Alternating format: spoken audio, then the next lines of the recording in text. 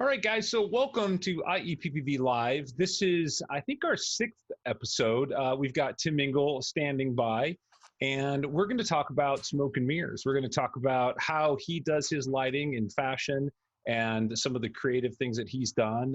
We're going to talk about a train that he photographed, very much outside the people, but it's all about the skill that it takes to create those images. Tim is a friend of mine that I met through the Twit Pro community, which is kind of cool, through our mutual friend, Frederick Van Johnson. So some of you guys already know who he is, and some of you are here from the Twit community. So thank you for taking the time to come in here. Tim, you've been shooting for a long time, right? I mean, how many years have you been doing this? I don't know. How old am I now? I'm pushing the 51 mark. Yeah. So, and I had a camera in middle school. And so I picked up, my brother had gotten a camera when I was in middle school. He didn't like it. And I picked it up and literally never put it down. That's awesome. My wife bought me my first camera for a Christmas present. She made me look at the package for 8 months, and that was it. Once I got a hold of that, I was done. So and I had a Nikon EM. So if anybody out there is an old film shooter, a Nikon EM was my first camera. Wow, that's awesome. So to you guys that are in the attending panelists over there, you'll notice at the bottom there's a couple options for you. There's a chat option, and then there's a Q&A option. Some of you already know how this works, but I'll just tell you anyway. The chat is for you to chat amongst yourself. You can chat directly to each other in there. That's fine. The Q&A is not for chat.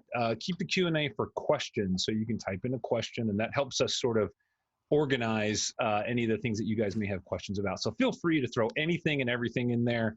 If we can't get to everything, we'll get to what we can. And maybe sometimes it's at the end, sometimes it's in the middle of the flow. So the way that we're going to go today is it's going to be kind of random. It's going to be scattered. We're going to kind of jump all over. I've got a bunch of images of Tim's. Tim's the MacGyver of lighting, and it's fair to say. I mean, look, we have images where these are the Home Depot shop lights, or this is the IKEA mirror that we're going to talk about, and how you use those. So before we jump into that, Tim, tell me a little bit about the gear that you use.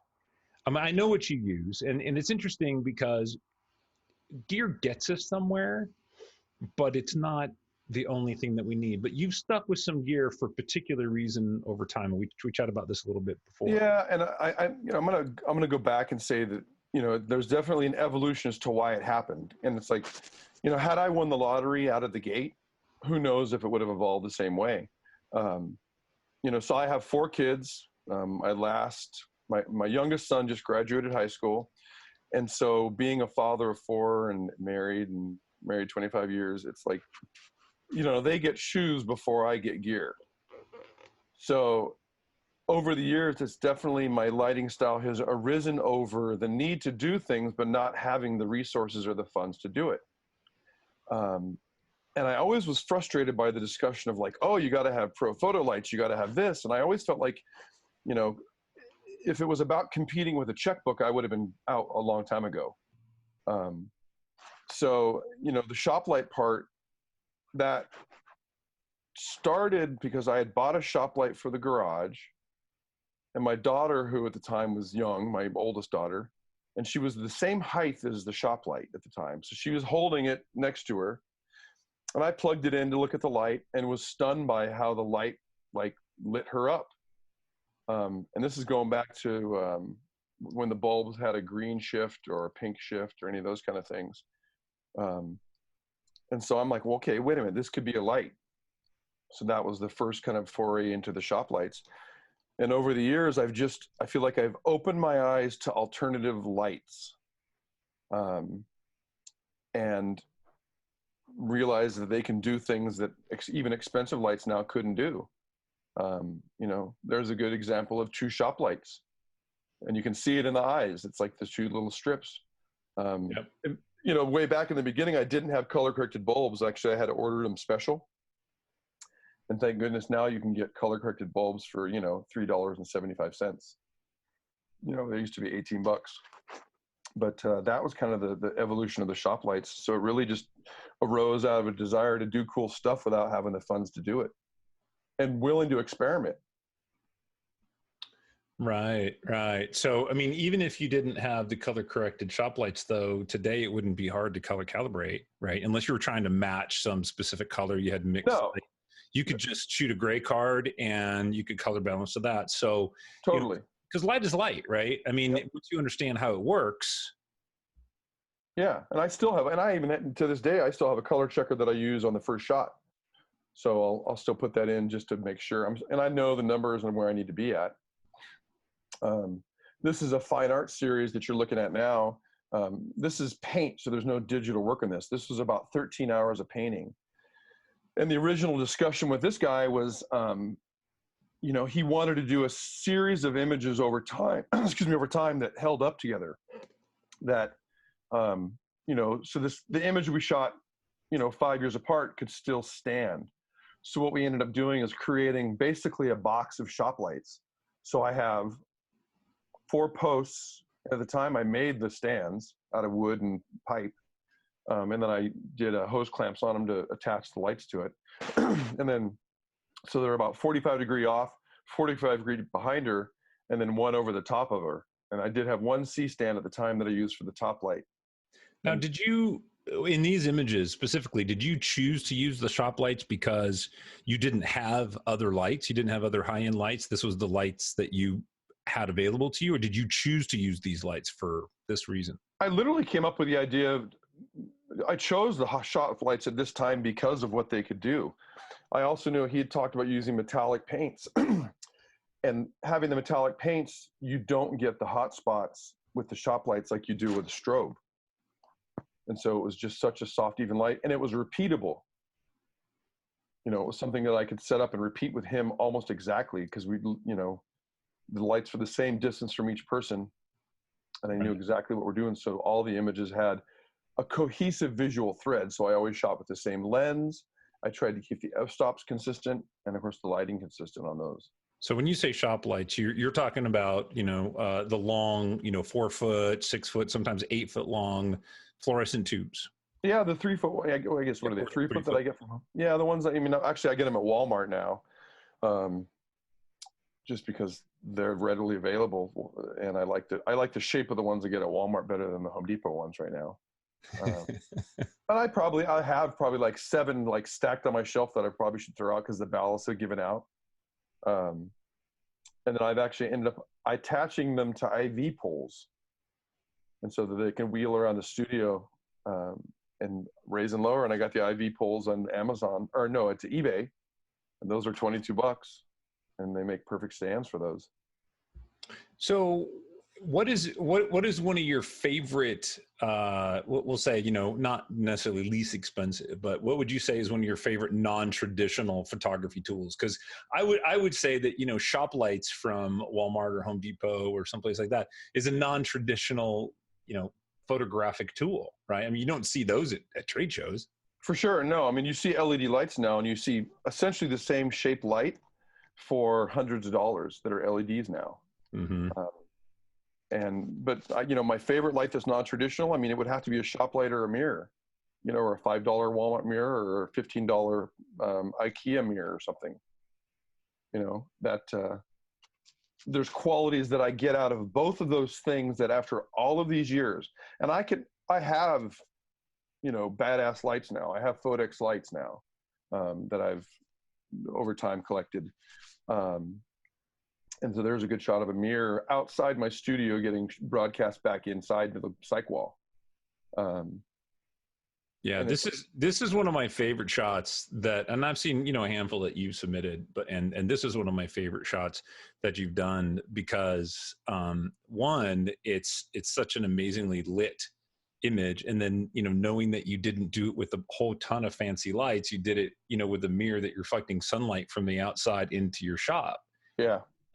So And this is actually the image that is featured on the F64 Live, the artist cover for you. So Oh, for those nice. that don't know, Tim is going to be at F64 Live as an instructor. So he'll be there all day.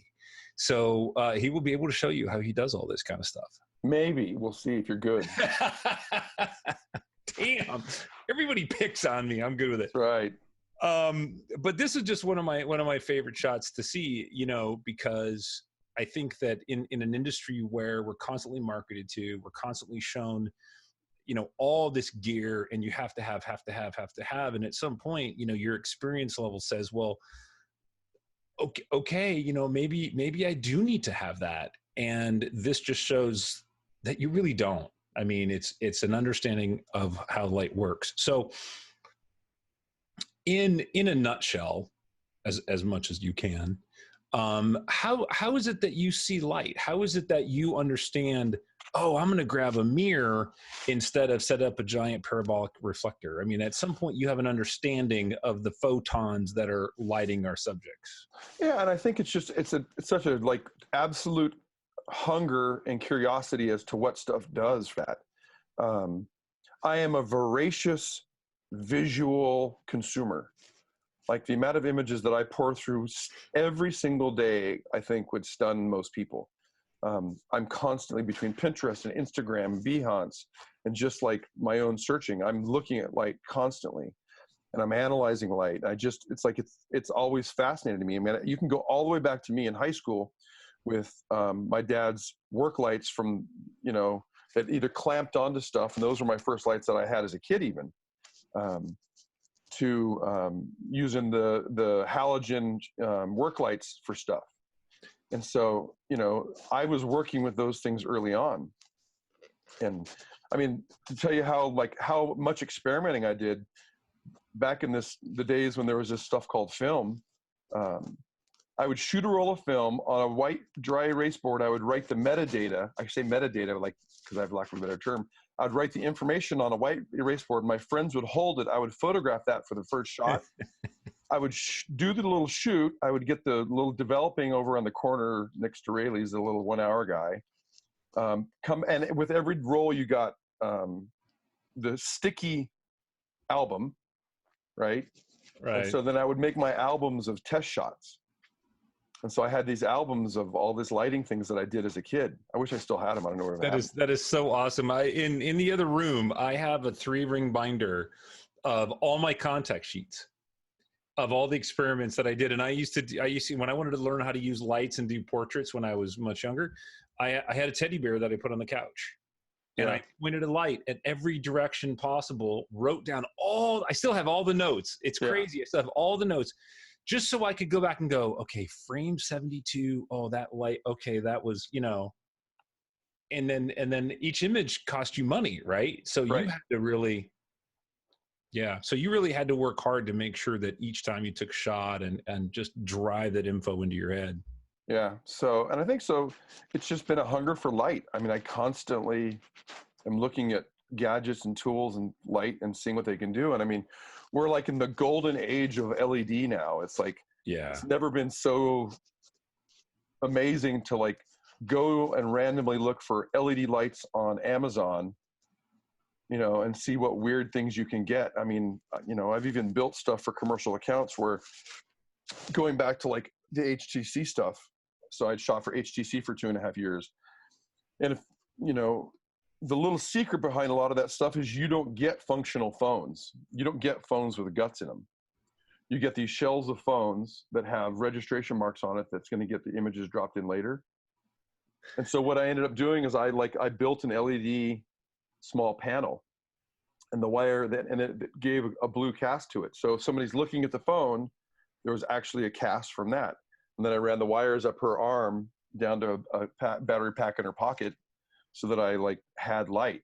And that's directly a result of me having experimented with, a Home Depot or a Amazon, little lighting dish that I'd gotten. That's cool. All right. So are you one of these guys when you're out to lunch with your buddies or dinner with your friend and the sun's setting and somebody's sitting by a window, you're like staring, like, oh, look at that light over there. No, and Frederick will tell you this. This is funny because he's very similar. When we have lunch, we both are very quiet. And finally, I'm like, God, we don't talk. And he goes, yeah, because we're watching light and people. Oh, so you are one of those guys. Oh, for sure. Yeah, And you're just watching. and Yeah. my wife knows if like she's going to sit down, and she knows that she basically is supposed to sit in the light. Like, That's perfect. I always want people I'm eating with to be in the light, please. Yeah, I'll sit down with my daughter and I'll be looking and I get a little quiet and I go to reach my phone and she's like, no. Yeah, No. right. You're not taking that photo. Or the light's coming through glasses on the table or whatever. So, it is a bit of fun, but in reality, when you see light, it helps to use it everywhere. And then the understanding of how light works, right? Because light bounces. Right. And a lot of people think like, oh, 2 strobes is double the light. That's not the case. Right. It's 4 strobes because it's inverse square law because light travels in 4 directions, right? So that's helpful. But understanding how light can bounce off objects. So how did you learn that? How did you figure out that I could do that? I think it's still back to like I experimented a ton, and there was a point in which all of a sudden it became like I honestly started seeing lines, I think. And it's hard to explain because you can picture a pool table. Mm-hmm. It's like I see lines and I see how if it bounces that, it's going to do this, and if it does this, and if even looking at a softbox, if it's the recessed face on it, I understand like that light's going to have how it's going to narrow the light or how it's going to widen the light or that kind of stuff. And it was weird because it just became lines. And I don't know if you can say it's geometry that I started seeing, but maybe that's a good explanation. And it just is one of those things that all of a sudden it just clicked and became second nature.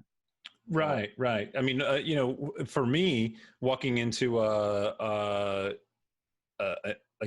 reception hall, right, and I got white walls, but the walls might be 20 feet away. I can still bounce light off that wall that's 20 feet away. Sure. And that took a long time to make sense. Well, when you shot film, you didn't experiment with that so much because the cost. Yeah, it's a buck. Right. Buck. Right. But now with digital, you can point that light anywhere and really see that. So experimentation is definitely got a big part of that. Oh, absolutely. Yeah. I mean, it's like, and it's like, I've screwed up so many times that I know how not to screw up now. People I was at the castle the other day and some people are standing next to me shooting. And somebody looks at the back of my camera and they're like, how come yours looks better? And I said, because I screwed that one up way more times than you did. So shoot a lot, experiment a lot, play with it a lot, and get a sense of how light works. Nothing happens if you don't push the button. Right. You got to push the button. I mean, so I had my Nikon refurbished, and the new, even with the shutter on, I'm at 290,000 actuations on the D4 now already. Yeah. Push that button a lot. I have an image here that you submitted into one of the photo critiques, and I would love for you to share how you lit this. Here we go. There we go. Go ahead and tell the story behind this too, because I think it's really important. What this subject is, but also how you chose this location and why you put the sun there. You're shooting into the sun. I mean, this is controlling light here, right? And how much time did you have to do this? So the article was, and this is an editorial discussion as much as about the picture. So the article, if you're in Northern California, you'll know this, was about the East Area rapist. And so the assignment was to photograph 2 detectives and 2 of the victims of that. She was one of the lead detectives at the time. The description was from the art director was they wanted, essentially a single light from the side because there were 2 other photographers doing images in different locations in LA and somewhere else. So all of the images have to work together. So from 3 different photographers, and however many subjects. So I tested a couple of lighting modifiers with my assistant long before we started shooting these, checked with the art director and said, is this the direction you wanted to go? Ended up with a small, a wide angle diffuser with a grid. Actually, no, I didn't have the grid on that one with no grid, but a diffusion sock over the top. which gave me the fall off on the, quick fall off on the legs and around the side of her face. Mm-hmm. So, and a lot of times I don't get, a massive amount of time to shoot it. So I chose the location. This is actually in front of my house, because the description called for a 70s era neighborhood, which is my neighborhood. And then my neighbor has that truck, which fits the era. And I went down and I said, can we back that truck up down to my house? And he said, sure. How cool. And so I set the light up with my assistant, got it ready to go. She came over, and we did the setup. And then there was actually another setup that I'd done. My son has a police cruiser that's retired, and they got it in an auction, but it still has the bars and the spotlight in front. So we did a second shot with that light behind her as the car and similar lighting, but that was, I'll have to show you that one. But so no reflector in this. This is ambient light. Ambient light, and I just, if I stood up tall, the light in the background was too much. And I was squatting down slightly just so that, light peeked over the trees, and I had 5 minutes of that light, and I shot probably 40 images in 5 minutes, just in variations with that, and her in different poses and things like that. And the rapport that I developed with her definitely got me to me to get that stuff quickly, because I spent 20 minutes talking to her prior. Oh, right, yeah. And was able to get that shot. And I'm pretty good. I'll explain what I'm going to do. I talk about the process. I do usually a sample image, and even the fact that I'm, this is with a 35 millimeter at probably f4. And so I'm fairly close to her, and I even have that discussion too. And I intentionally start further back, because it's always difficult with a subject to come up and ram it in their face instantly if they don't know you. Right. So I'll start back, and then I'll slowly move my way in, and it allows them, I think, to be more comfortable with the fact that I'm in their space at the end. So that's a quick description of that one. I love it. I love it. So the idea that it's one light is important to me, because it's balancing that time of day, yep, not having to have a lot of gear, right? Yeah. Like I go to the beach and I see people down there with a reflector and 2 strobes and the waves, and I'm just like, oh my gosh. Yeah, I think if you're starting, the one advice I would give you is get one light and learn one light. So I had my assistant, who I've had for 6 years, and her desire to learn lighting, I bought her an Alien B 400 for as a Christmas thing. And I said, this is your light. This is all you get for the next 2 years, and until I feel like you can get a second light. And what modifier is she allowed to use on that light? She had a softbox. Okay. And then we added a stand-up reflector, a silver reflector to it. And she actually now has 2 lights, but she actually goes back to one light majority of the time for her portraits. Nice. And I still am. I'm 89% of what I do is one light still. And that's because you like it simple, or you like the dramatic effect that one light can give you? I like it simple. I don't want to get caught up in lighting. I think you can, it should be, the point in which I think lighting becomes good is when it becomes invisible. And it's hard for me to make a lot of lights invisible, if that makes sense. Right.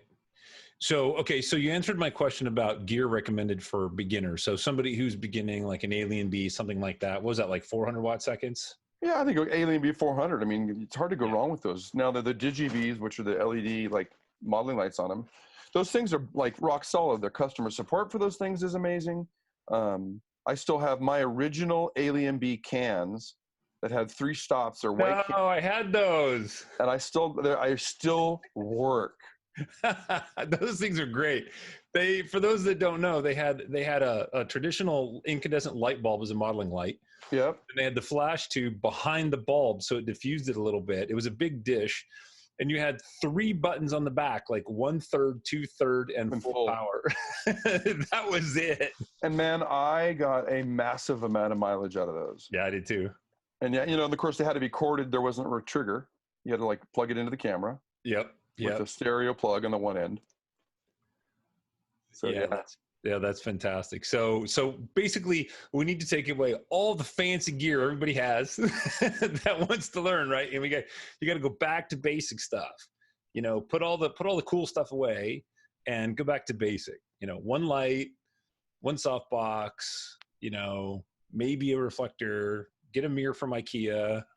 Well, and even it's like it's, to this day, if I get a new modifier, I shoot it against my white wall in the studio to see what its fall off is. Like, what's the area that am I getting? And I usually know out of the gate, but I'd like to see it. So I'll put it on the wall, dial the shutter speed up so that the ambient light doesn't play, and just see what the light's doing when it hits the wall. And I have 2 mannequins now that I use in the studio. Oh, that's cool. Yeah, so you can see the pattern of light. So yeah. I had a buddy that was at the Puma store in San Francisco, and he called and he says, "It's closing. They're giving away mannequins. You want them?" I'm like, who doesn't want a mannequin? Right? That's awesome. See, I would think I could light that on fire, and that would be a cool show. Oh no, there's time. I'm gonna do some stuff with Halloween. I think this year with one of them. That would be amazing. So I actually have 3 in the studio now. So that would be neat. And I put masks on them, so they definitely are creepy. So they're scary. Yeah, a little bit. So here's another image that I'm going to show, and one of the things that about this particular one is, where'd my share button go? There we go. Should always be in the same place. It should never move. I love this because in the you posted this on TwitPro as well. You said that you shot this with your iPhone. I did. So, and yes, the iPhone wasn't happy after, but I got the shot. Well, I guess my question is, right, is you're a full-time working pro. Yeah. And, you're on a job, it's an assignment, I'm assuming. And you need to use your phone because that's the tool you needed at the time or something. So tell me how that happened. So the story of that was, I got the assignment from the magazine for a mermaid convention that was the head of this art section. And so they gave me a kind of a basic description that they wanted them kind of in a little bit of water, out of the water. So I said, okay, but I'm also want to do my idea, which is to drop a black muslin into the water and do that shot. So I did the other shot, which actually I used 3 strobes because it was during the day and I needed to beat the sun. And I got that shot, looked great, was wonderful.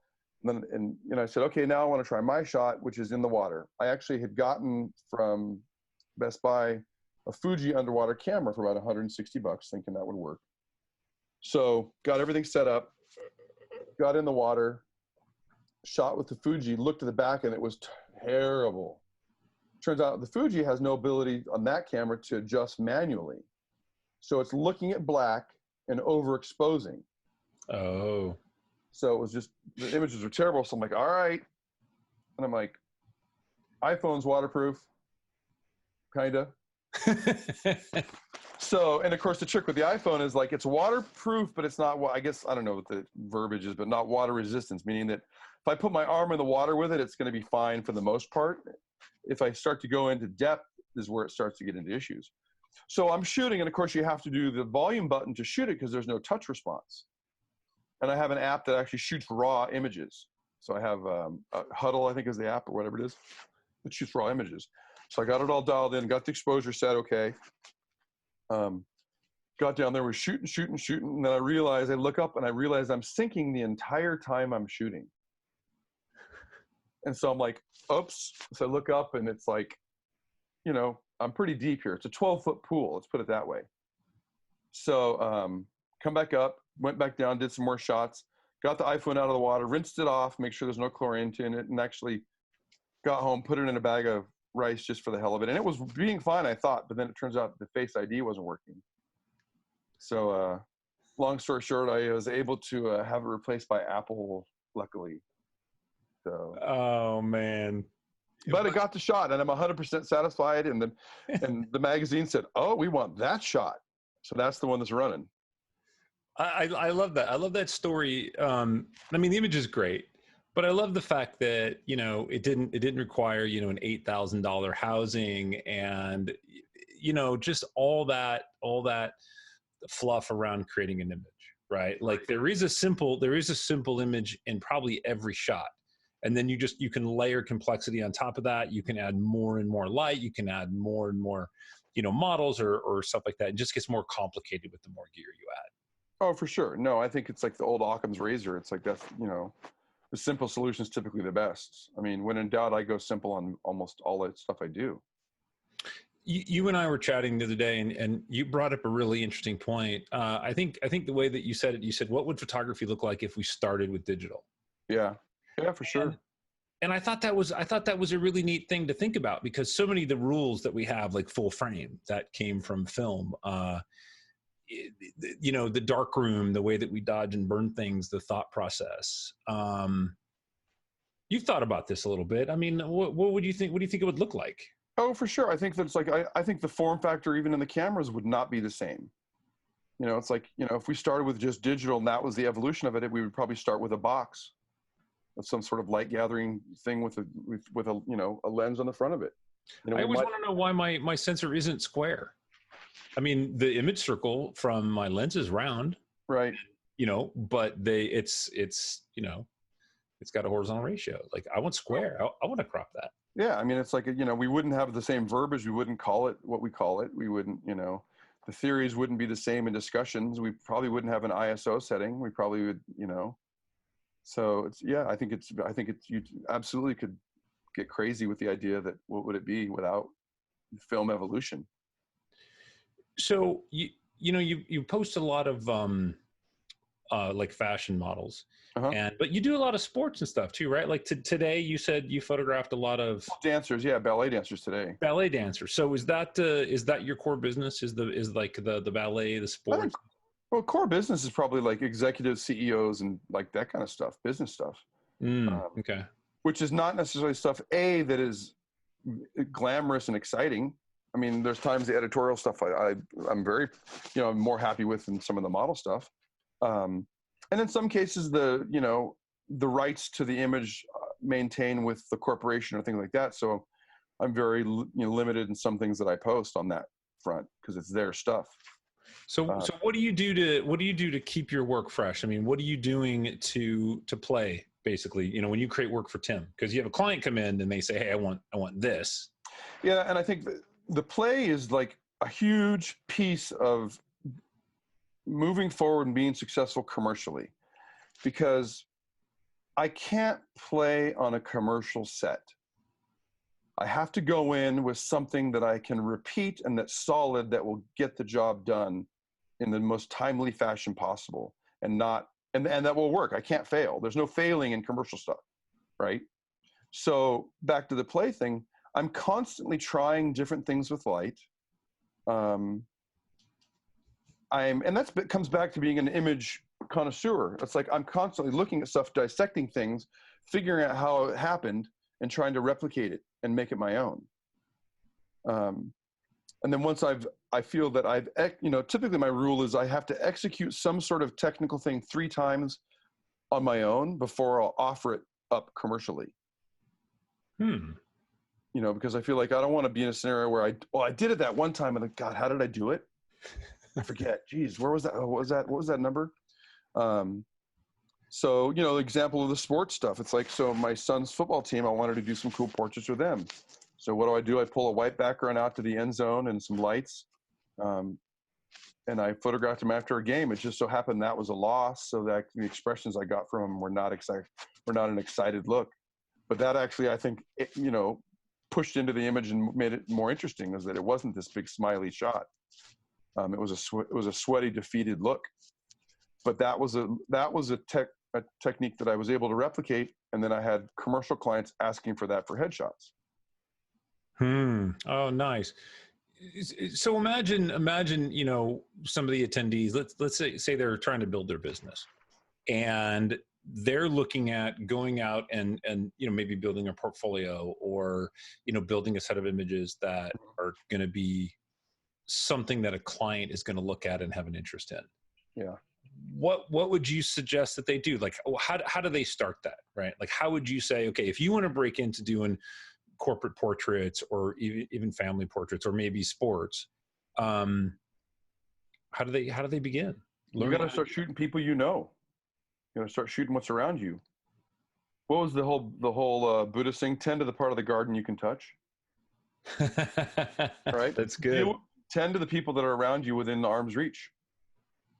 Like, give them stuff. Give them, amazing images and value. And, in return, say, hey, am I able to use this stuff? And you can fail with the people you know more than you, definitely more than you can with corporate stuff. Right. Yeah. You don't want to experiment on a job. No. Yeah. Under promise and over deliver when you're doing stuff for money. Yeah. I think it's like, if you have kids, and they do sports, it's like you can offer up to do sports stuff for them. And I try not to, and there's definitely the industry that takes the standard sports stuff that I try not to step on, because I'm respectful of like the fact that there's a team photographer, there's a guy who comes and does team photos and individual photos that the parents can buy. But I will do other cool stuff that doesn't step on their toes, I think. That's fun. So there's this image right here that I'm curious, was this something that you did for you? So I don't even know how that started. It goes like the whole mud face thing goes back 6-7 years maybe. And I just thought it'd be fascinating at one point. I mean, I think I may have probably saw a picture of somebody getting a facial or something with stuff, and I'm like, and the light was good. Yeah. So I started being interested in the idea of covering somebody in mud and letting it dry and seeing that cracked look. And it took me probably 6 months to find the right dirt. I had ordered some stuff, some clay from Amazon. I had done some local things. I dug up dirt in my backyard and tried to use that stuff. And in the end, what ended up happening is they had done renovations outside my studio on the street, and they were doing the landscaping. They dumped 2 big piles of dirt, and I went out and I checked it. I'm like, this is nice. And so I got a cup of it. And I went back and I literally did a test like on my arm with it. Like I mixed it with water and I'm like putting it on my arm. And I'm sure my neighbors think I'm sitting in the front of my studio just like watching it dry. I'm sure if people saw me, they'd be like, what's wrong with that guy? But then it worked, and I'm like, I went and got 3 bucket loads. Nice. Which I still have too. I mean, I don't use much on it. I mean, it's literally not much mud. So in doing this specific one, so I have a makeup artist, and I try and give value to anybody on my team that does stuff. So I have a makeup artist, I have a hairstylist, I have a wardrobe person sometimes. So I want to give them something back that serves their needs, because if we're doing a collaboration and this goes to like, how do you get collaborations with different people? I try and give them something of value back. So the makeup artist has no interest in covering the full face with makeup or with mud because there's no makeup showing. Right. Yeah. What skill does that show? So I said to him, I said, all right, let's accommodate both of us and let's do makeup around the face, which then he was very into like that idea. And then after we did this part, then we went and we continued to cover her face with all makeup, and we ended up with another shot that I'd wanted, which I actually have. I ended up doing a gallery show about a year ago with all these images. Oh, that's super cool. So you got the model, you get there, you got that shop light, by the way, too. If you look at her eye, that's one shop light over her head. Yeah, I was going to ask you. It looked like it was one of the long lights. It looks like a shop light. Yep, that was a shop light over her head. What does it look like when you're standing there talking to them? I mean, one of the things that I really try to encourage when I'm teaching portraiture is like, you got to talk to your model, right? And this is, are these experienced models? Are these amateur models? A fair amount of time, and I get a fairly large amount of like emails like, hey, I want to collaborate with you. And I would love to be able to like work with everybody because I love shooting. It's like, it's not only my profession, it's my hobby. I mean, I love what I do. But they have to kind of give me something equal to or greater than I have. And I definitely will I have a group of models that I work with that in some cases I've worked with over, even like this one girl, Amanda, over a 9-year period. I was her very first photographer. Wow. And she's now a successful model, and I still work with her on a regular basis on stuff. And when you have that comfort level, I think great things happen because she's comfortable and knows that I'm not going to do something that's like stupid and terrible. Right. You're not going to make her look bad. Right. She's 100% trusts what I do. I'm comfortable that she's not going to like be stupid and give me something bad. The more I learn her face, the more I know how to photograph it. So there's a challenge in like getting a new face and for working it out. And there's a beauty in knowing a face over time and being able to work with it over an extended period and knowing how to work it. So what does that mean? Like knowing the face? Because that's I think that's important because everybody's face is different and light plays differently. So what do you look at? Like in her face, for example, what are you paying attention to maybe more than not that you're going to say, okay, I'm gonna light this way, or this is. I mean, there's definitely like, there's everything from like, jawline shape. There's everything to like, to eye symmetry. Like, do they have one eye that's different than the other? If they have one eye, I should turn that eye away further. They have lip symmetry. There's, do they have good skin? If they have, bad skin, I can't side light because it's going to take me 3 hours of editing, which I don't want to do. Because it'll show the texture, right? Right. So it just, over, the first shoots to get to know you, where I'm seeing and I'm trying different things to see what works. It's like, I'm throwing stuff against the wall to see what sticks, and developing that trust. Because like for her, the first thing I see is her eyes, and I'm thinking, because I do the same thing when I'm photographing a bride. Like I may see a feature, like eyes or the eyelashes or something that I really want to get in there. So like on her eyes, you want to make sure light's in those eyes, right? Because they're big and they stand out and they're punchy and. Yeah, and I'm actually going to send you another one of. This is the ultimate in trust images. Let's see. I know I'm taking a second. I should have sent this to you. No, you're good. I've got another image here that I'll go ahead and I'll bring up. So you guys that are chilling with us, if you have questions as we go along, feel free to throw them in the Q&A because we'd love to answer those for you. So here's one coming over to you. And this is like the ultimate in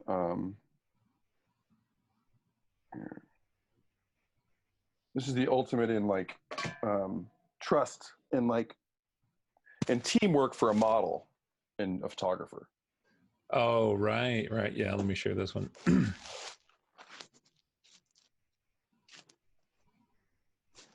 So first off, it wasn't necessarily a warm day. So, for me to say, get in the water, it's going to be badass. They trust totally, and they're willing to put up with the cold and the discomfort. And then, I did my vision, and then she literally said, she goes, make sure you get this. And she started lowering into the water like that. And I'm in the water. This is a 35 millimeter lens. We're at dusk. So that's literally like we have 7 minutes of shooting that's legit. And she just kept lowering in the water, and I just kept shooting. So that was back to like, the trust between the two people that you have allows this to happen. Because she may have been afraid, if it was a new person, she might have been afraid to try something that she thought of for fear I might balk at it. So if you have a couple models there, one maybe that you've worked with before and one maybe that you haven't, will you work with the model that you're familiar with first so the other model can kind of see how you work and kind of get that flow and feel comfortable when they engage? I don't know that there's any, totally varies, because there's times I've discovered that you can annihilate a new model with an experienced one because they feel like there's no way they can do that. Oh, okay. So it definitely goes both ways, and it's really just a case-by-case basis. There's times where the first model goes in, and a lot of times my shoots typically like have more than me on a shoot. It's like I rarely do I just go shoot alone unless we're really good friends. But let's say I have a new model. A lot of times she'll get up and start, and the experienced model will hang out with her and like encourage her and talk to her. Oh, cool. And then she'll say, "Oh my God, that was great."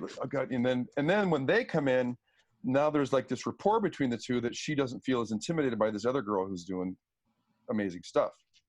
So it's like they can play off each other differently. So it goes both ways. It depends on the personality of the person. See, that sounds so much fun. I want to go shoot with you now. We need to go out and shoot. Frederick's been there. Yeah. Been on the other side of your camera? He's been there. He's been out at the lake and shooting with me, so he knows. Oh, that sounds fun. That sounds super fun. You said early on in the beginning, I don't know if it was recorded or not, but you said you brought some gadgets, some toys. Yeah, I was looking at my bag. So the first thing I'll go into is like, and anybody who works with me knows about my flashlights. So this might tie into one of the questions that I have is that, basically what's in your photo survival bag? Like, yeah. I'm going to go shoot. I don't know what I need. I don't know where, this is what I need. So this has been in my bag for years. And here is the story for this. This is funny evolution. So I'm walking in Costco and I'm, down one of the center aisles, and Costco has the deal in the plastic packaging for a flashlight. And this is in the beginning of the LED flashlight movement, if you will, right? So there's still like not a ton of LEDs available. And I'd always liked the idea of flashlights, but you work with the mag lights and you had that funny pattern in the center of the mag light. Right. And it was a color temp, and it was like a gross warm temperature. So I'm like, oh, it's $30. I'm in. So I buy it.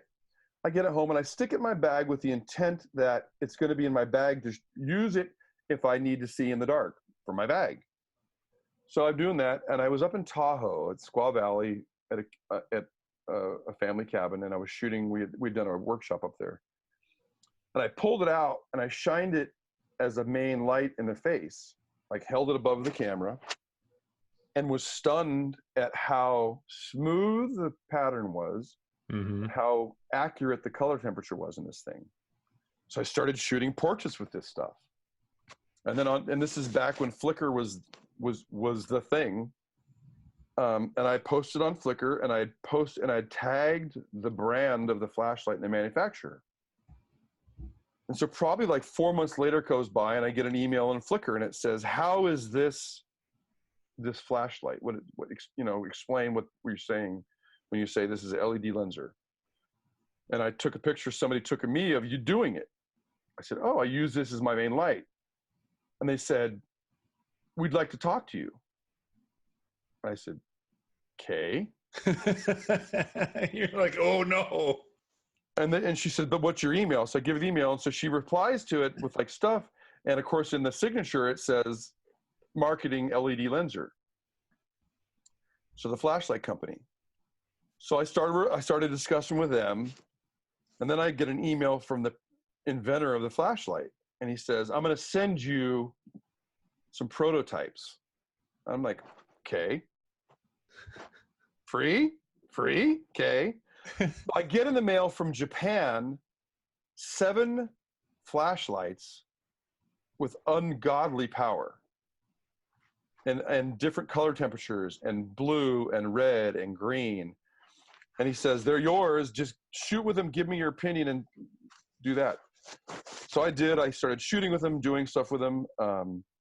Then they sold. I take it back. The U.S. distributor became Coast, which is they made knives. So then Coast gets involved, and Coast flies me out and says they want to do a whole program around using flashlights for photography. So they flew me to Portland. No, it's great.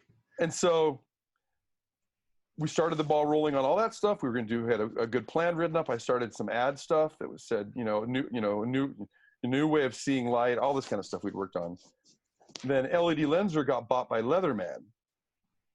And it really kind of died out at that point. Leatherman never figured out like the potential of flashlights in photography.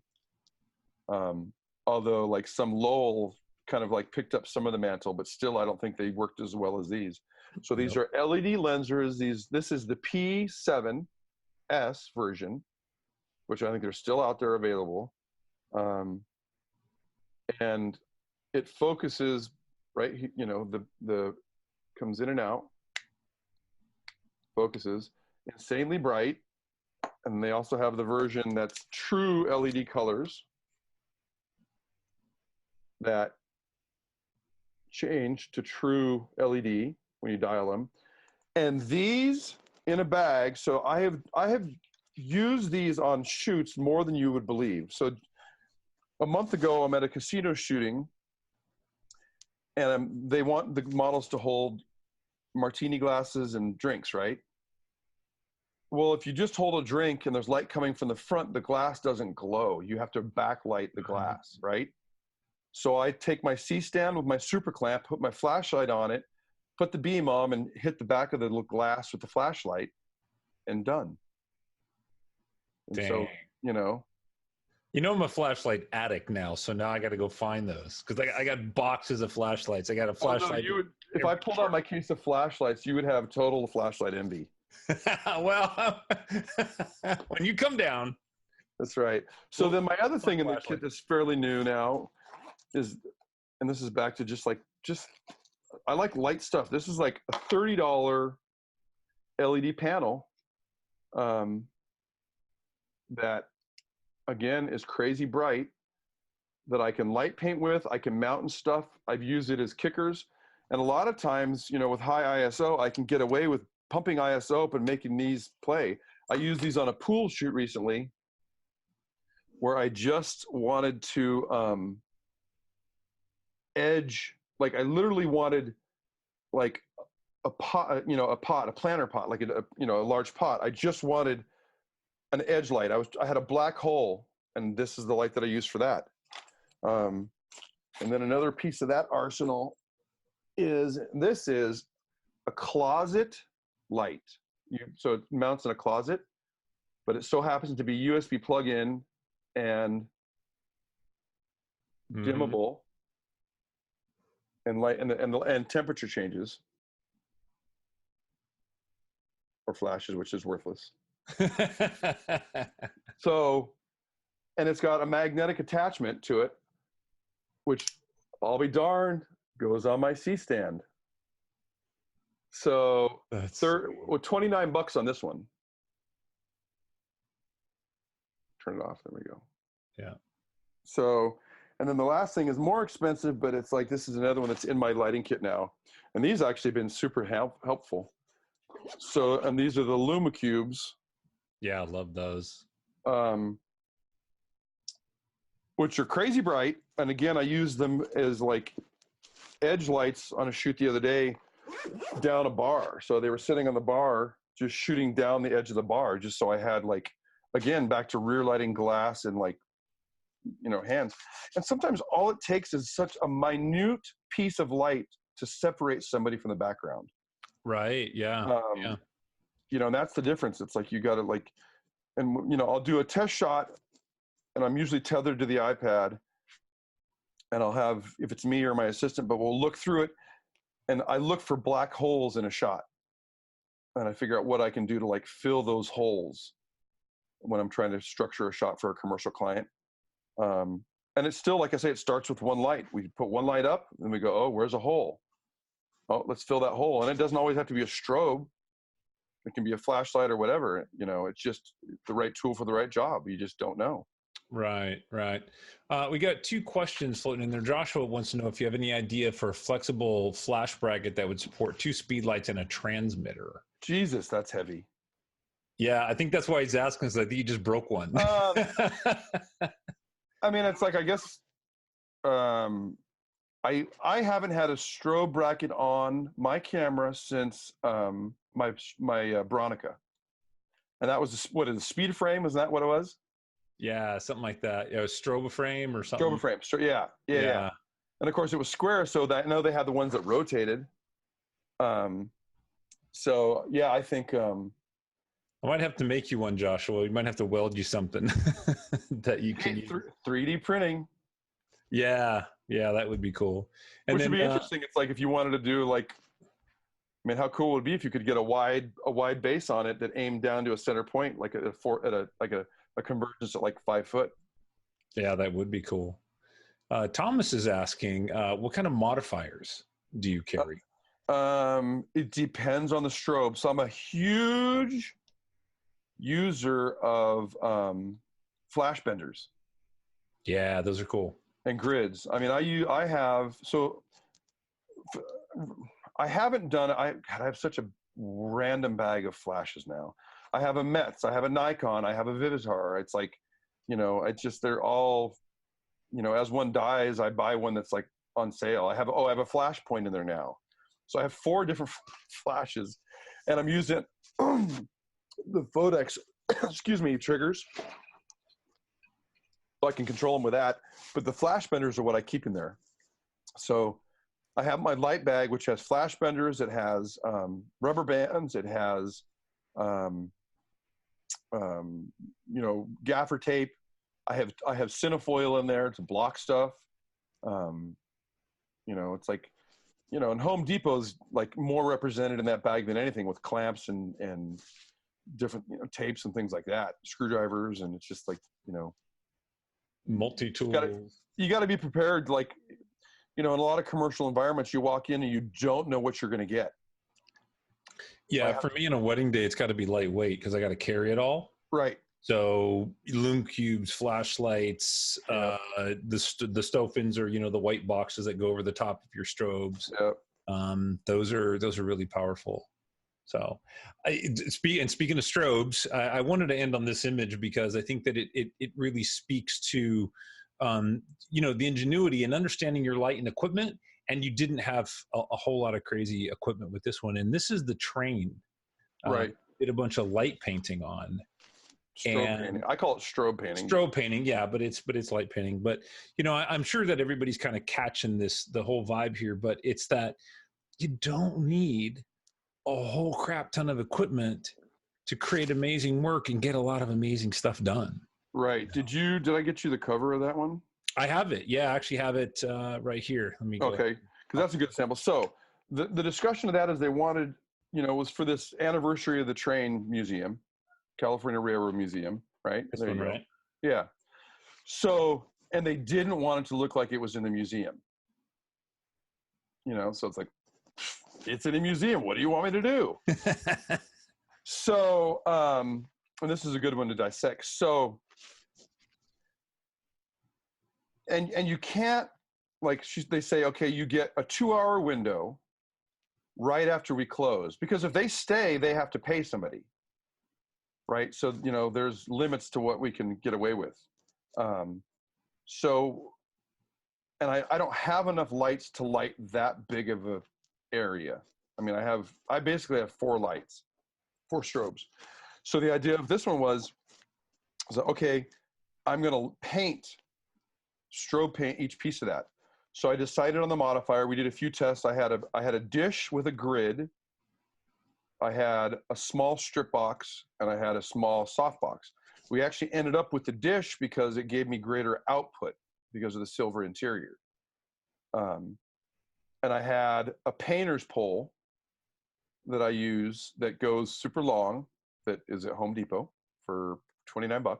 And they're bitching because they somehow magically extend longer than you would think. Yeah. And they're fiberglass and they're super solid. So yeah, they're great. So I had that. I had the battery pack. I had so you lock the camera out. I walk around with the iPad and my assistant's triggering the shot once I'm in a position where I feel like I want to light it. And then we check it. So that shot, I did a whole series in the back with the gel to give that red gel. So I probably did 12 shots behind it to light each line, basically.